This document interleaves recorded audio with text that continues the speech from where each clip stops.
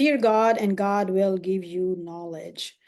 In the modern life, we often want to discard this issue of fearing God, and we want to kind of go round and round and round and turn it into something else because we want to make excuses.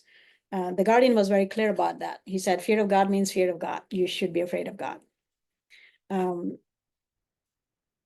then he qualifies and says, the fear is not arbitrary to an arbitrary power. The fear is of the justice of God, because we actually don't want his justice, by the way.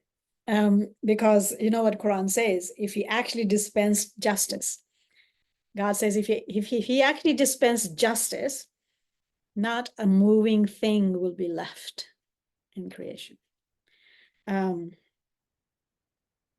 If you really think about that, that includes Abdul Bahas and the Guardians, and the Alis and the Husseins, right? Not a moving thing would be left. So, of course, again, there are hierarchies of our righteousness and our sins as well. So Baha'u'llah will use that analogy here, the dear ones and the near ones. These are different stations, right? There's a, I kind of sometimes remember it as upside down. So if you see that, bash it on my head. But there's a saying, I think, of Abdul Baha says, the sins of the good deeds of the dear ones are the sins of the near ones.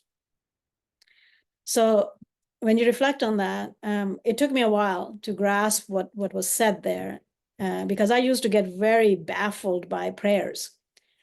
Some of the prayers, when the Bab is saying, I have done no good deed, O my Lord. I have done no good deed to deserve thy favor. I mean, it flattens you. It's like, if the Bab had not done good deed, where do I start even? What chances I have, right? But sins are hierarchical too. And if God is unknowable, then we all commit them in one way or the other, at one level or the other. It's quite an amazing thing. So fear God and God will teach you. If you fear God, we have respect for his word. And when we turn to his word, the gates of all truth and knowledge is open. Then only. Everything stems from that. Without that, all things are lost.